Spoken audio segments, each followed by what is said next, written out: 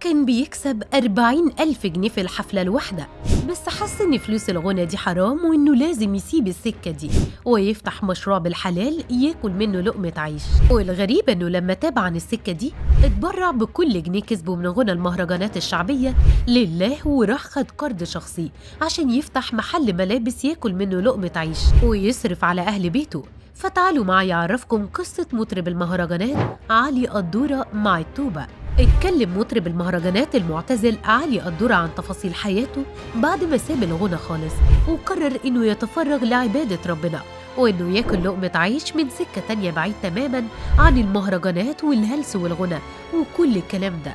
علي قدورة حسب كلامه كان بيطلع الفرح الواحد أو يروح أي حفلة ب40,000 جنيه بعد ما اشتهر واتصيد واسمه بقى معروف في مصر بين مطربين المهرجانات الشعبية. بس حس فجأة إنه عايز يبعد خالص عن السكة دي ومش حابب كمان يكمل فيها لأن فلوسها مش تمام، فقرر إنه ما يغنيش من تاني ويتوب لربنا توبة نصوحة ويفتح مشروع ياكل منه لقمة عيش بالحلال حتى لو كان الدخل قليل بس قرش حلال. وخلال مقابلة صحفية اتكلم عن تجربته مع غنى المهرجانات الشعبية، فقال علي قدورة: أنا أخدت 4 سنين لحد ما الناس عرفتني وبدأ مشواري من الصفر، وزعلت على اللي حصل لعصام صاصة. هو شخص طيب وده قضاء وقدر، كفاية عليه تأنيب ضميره لأني وقتها كنت بكلمه قبل ما يتحبس وكان بيعيط، وأول ما سمع صوتي انهار من البكاء وقال لي إنه حلم بالراجل اللي خبطه ومش قادر ينسى اللي حصل معاه. أما عن وضعه دلوقتي فهو شغال إيه بالظبط؟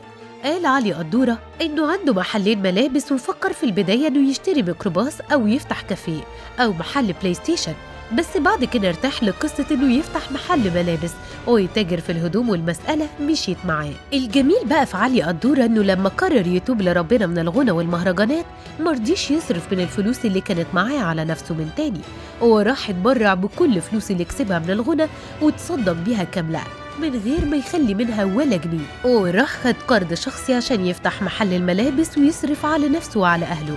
وطبعا الكلام ده عجب ناس كتير قوي من المتفاعلين مع حدوتة المطرب الشعبي السابق علي قدورة، وعلقوا تعليقات تشجعه على إنه يكمل في سكته الجديدة ويمشي في طريق الحلال والتوبة.